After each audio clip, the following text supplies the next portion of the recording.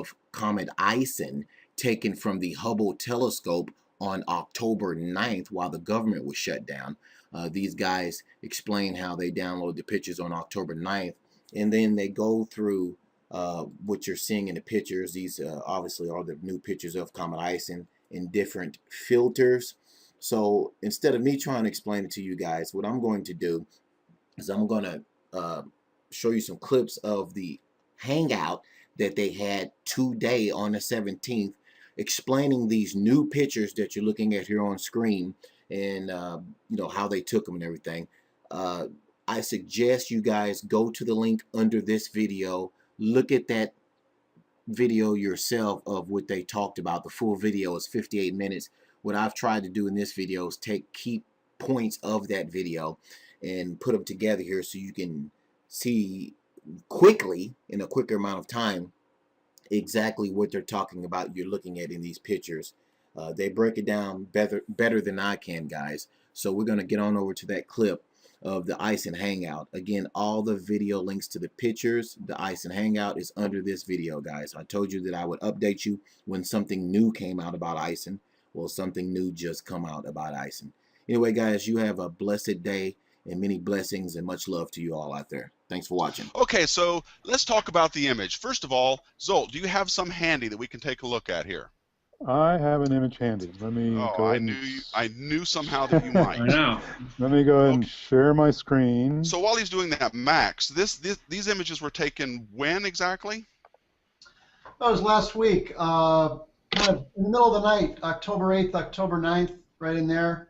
And it was kind of funny because a lot of us were at a meeting in Denver, John Yang Lee and myself and a number of other people who are using Hubble to study Ison. So, you know, that's just a reality in science, is that most of your collaborators are elsewhere, and often you're working together from a great distance. So it was actually pretty cool to actually all be in the same hotel. You know, it's it was coming down. So you guys are watching it as they're coming down and processing it as quickly as you can, right? Yeah, getting our first quick look, and it was quite fun to actually be together to experience that, which is actually, it might be surprising to your audience to realize how rare that is. Yeah. Did you have bets on how it was going to look like? No bets, really. I think we, you know, I would say we weren't too surprised. You know, obviously, I think we're getting into, you know, the fact that there was some speculation about what we were going to see. Right.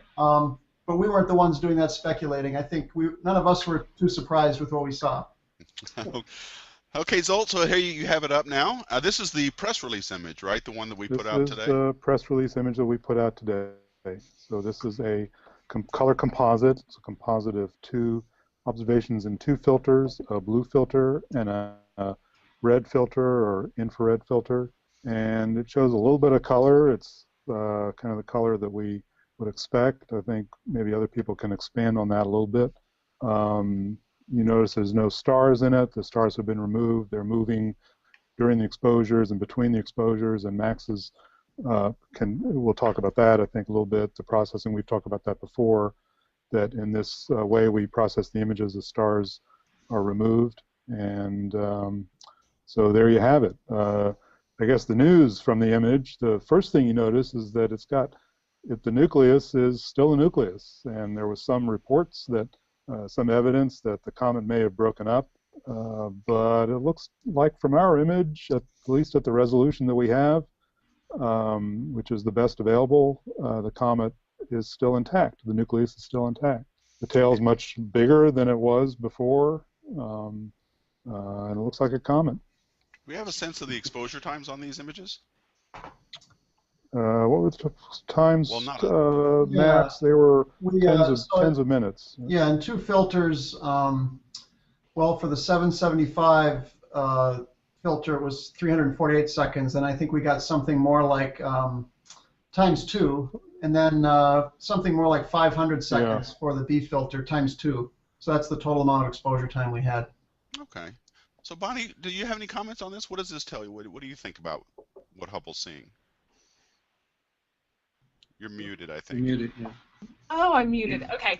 I think what we're seeing here is something that's not too unexpected, and I think it's funny that with all the hoopla over this whole thing, that it turns out to be just coasting along, fizzing along, and Just I think being a comet, being its comet itself. being itself, and so it's overhyped, it's underhyped.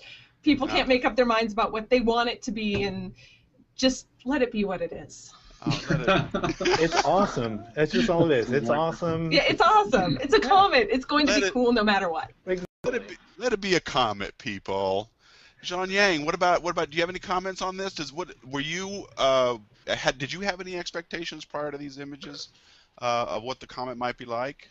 Well, not much expectation. Although I did hope that the comet is behaving, but from the images we see that it's a still very nice comet, and as Zolt said, it's much bigger now. And I want to point out one thing. If you look at